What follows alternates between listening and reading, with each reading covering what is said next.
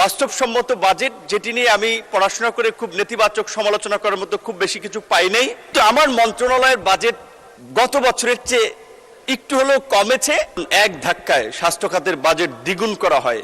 কমই মাদ্রাসা শিক্ষার্থীদের কথা অনেকে বলেছেন, কেউ কেউ সস্তা পপুলারিটি বা বাহবা পাওয়ার জন্য বলেছেন, আবার কেউ কেউ বাস্তবতা নিরিখে বলেছেন। কারণ তিনি 2034 সালের মধ্যে $1 ট্রিলিয়ন অর্থনীতিতে পৌঁছানোর আশাবাদ ব্যক্ত করেছেন, যারা 28 লক্ষ কোটি টাকা দেশের বাইরে পাচার করেছে। এই পাচারকারীদেরকে, এই দুর্বৃত্তদেরকে যদি শাস্তির মুখোমুখি না করা যায়, তাহলে অর্থমন্ত্রীর যে আর্থিক শৃঙ্খলা প্রতিষ্ঠার কথা সেটি ডিফিকাল্ট হবে। আমার বক্তব্যের শুরুতেই আমি ধন্যবাদ জানাচ্ছি মাননীয় প্রধানমন্ত্রীকে। চীন এবং মালয়েশিয়া দুটি রাষ্ট্র একটি সফল সফর সম্পন্ন করায়, যে সফরের মধ্য দিয়ে বাংলাদেশের আমি মনে করি যে বহির্বিশ্বে ভাবমূর্তি উজ্জ্বল হয়েছে। সেজন্য প্রধানমন্ত্রীর পাশাপাশি তার এই সফরকে যারা ফলপ্রসূ করেছে তাদেরকেও অভিনন্দন। দেড় দশকের ফ্যাসিবাদী শাসনের পতন পরবর্তী গণতান্ত্রিক সরকারের মাননীয় অর্থমন্ত্রী জনাব আমির খসরু মাহমুদ চৌধুরী 2026-27 অর্থ বছরে 9,38,000 কোটি টাকার একটি বাজেট প্রদান করেছেন, যেখানে মূল্যস্ফীতি 7.5 নামিয়ে আনা, প্রবৃদ্ধি 6.5 উন্নীত করার পাশাপাশি অর্থনীতিতে টেকসই শৃঙ্খলা প্রতিষ্ঠার কথা বলেছেন। আর্থিক খাতের দুর্বৃত্ত, মাফিয়া, লুটেরা যারা ব্যাংকগুলোকে ফোকলা করে ফেলেছে, যারা 28 লক্ষ কোটি টাকা দেশের বাইরে পাচার করেছে, এই পাচারকারীদেরকে, এই দুর্বৃত্তদেরকে যদি শাস্তির মুখোমুখি না করা যায়, তাহলে অর্থমন্ত্রীর যে আর্থিক শৃঙ্খলা প্রতিষ্ঠার কথা সেটি ডিফিকাল্ট হবে। সেজন্য আমি অর্থমন্ত্রী, আমি জানি তিনি একজন সিজন পলিটিশিয়ান, একজন ডিপ্লোম্যাট, একজন ইকোনমিস্ট, কাজেই তার এটা মাথায় আছে। তারপর আমি একটু মনে করিয়ে দিলাম, এই বাজেটে সবার জন্য উন্নয়ন, সবার জন্য মানসম্মত স্বাস্থ্য, শিক্ষা, সার্বজনীন সামাজিক সুরক্ষা, বিনিয়োগ নির্ভর কর্মসংস্থান, উৎপাদনমুখী অর্থনীতি, আর্থিক খাতের স্থিতিশীলতা, জ্বালানি নিরাপত্তা সহ 10টি খাতকে গুরুত্ব দিয়েছেন অর্থমন্ত্রী। এবং একই সাথে তিনি 2034 সালের মধ্যে $1 ট্রিলিয়ন অর্থনীতিতে পৌঁছানোর আশাবাদ ব্যক্ত করেছেন। এজন্য অর্থমন্ত্রীকে অভিনন্দন জানাই। বিশেষ করে যে 10টি খাতের গুরুত্ব দিয়েছেন, তার মধ্যে একদিকে যেমন আমাদের স্বাস্থ্য, শিক্ষা, কর্মসংস্থানের মতো মৌলিক বিষয়গুলো আছে, আবার মধ্যপ্রাচ্যের এই কিছুদিন আগের যে যুদ্ধ পরিস্থিতির সংকটকে বিবেচনা রেখে জ্বালানি নিরাপত্তার কথাও বলেছেন।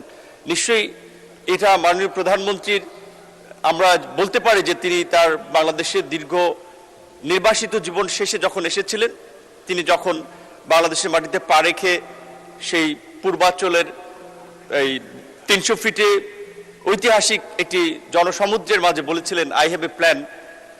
এখানে যে তার সেই প্ল্যানের একটা বাস্তবায়ন এবং তার যে একটা এখানে ভীষণ আছে, সেটাই বাজেটের মধ্যে দিয়ে প্রতিফলিত হয়। যখন আমরা দেখি লন্ডনের মতো একটি দেশে থেকেছেন, সেখানকার health system, education system, social safety net, সেটাকে বেস করে বাংলাদেশের মতো একটা ওভার পপুলেটেড কান্ট্রি, সেখানে যখন এক ধাক্কায় স্বাস্থ্য খাতের বাজেট দ্বিগুণ করা হয়, কিংবা উপজেলা পর্যায়ের হসপিটালগুলোকে 101 শয্যা উন্নীত করা হয়, একই সাথে মাননীয় প্রধানমন্ত্রীর এই স্বপ্ন বাস্তবায়নে স্বাস্থ্যমন্ত্রী সহ সংশ্লিষ্টদেরকে আমি অনুরোধ করব, শুধুমাত্র 101 শয্যা বিশিষ্ট হসপিটাল ঘোষণার মধ্যে সীমাবদ্ধ থাকলে চলবে না। প্রধানমন্ত্রী যে স্পিডে কাজ করছেন, আমরা যারা তার টিমে আছি, তাদেরকেও তার চেয়ে অন্তত প্যারালাল স্পিডে হাঁটতে হবে এবং দ্রুত সময়ের মধ্যে অন্তত একসাথে এই প্রায় 600-র মতো উপজেলা সম্ভব না হলেও পর্যায়ক্রমে জনসংখ্যা এবং ভৌগোলিক অবস্থান বিবেচনায়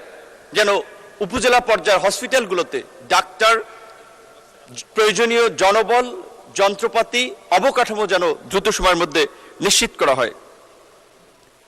দক্ষ মানব সম্পদ তৈরিতে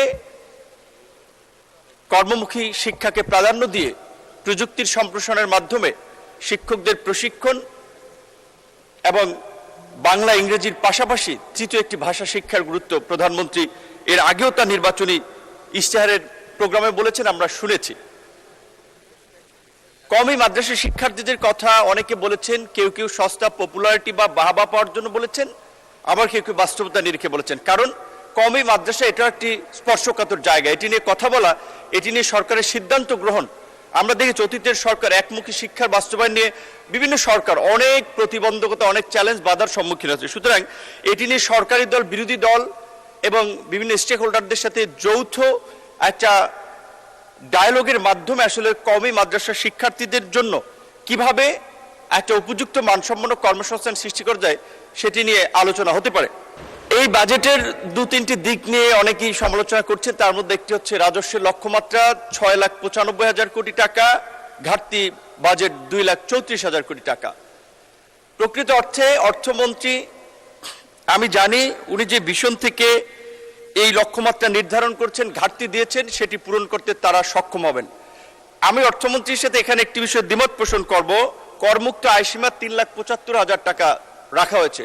প্রকৃত অর্থে বাংলাদেশের বর্তমান আর্থসামাজিক বাস্তবতায় অ্যাভারেজ 30 থেকে 40,000 টাকার নিচে আয় করে মানুষ লাইফ লিড করা খুব ডিফিকাল্ট। সেক্ষেত্রে আমি মনে করি এটাকে 50,000 করে মান্থলি ধরে 6 লক্ষ টাকা পর্যন্ত যদি আয়কর মুক্ত করা হয় এবং তারপরে রেভিনিউ যদি আহরণ করার জন্য জোর দেওয়া হয়, কারণ এখন ইউনিয়ন পর্যায়ে, উপজেলা পর্যায়ে অনেক সক্ষম করদাতা পাবেন। কারণ বর্তমান যে করদাতা আছে সেখানে মাত্র 30 থেকে 35% মানুষ কর দেয়। সুতরাং আপনি যে সোশ্যাল সেফটি নেট সরকার এত এক্সপেনশন করতেছে, এখানে যদি ওই কর আদায়ের দিকে আপনি গুরুত্ব দেন এবং কিছুটা এনফোর্স করতে হবে, তাহলে এই লক্ষ্যমাত্রা পূরণ অস্বাভাবিক কিছু নয়।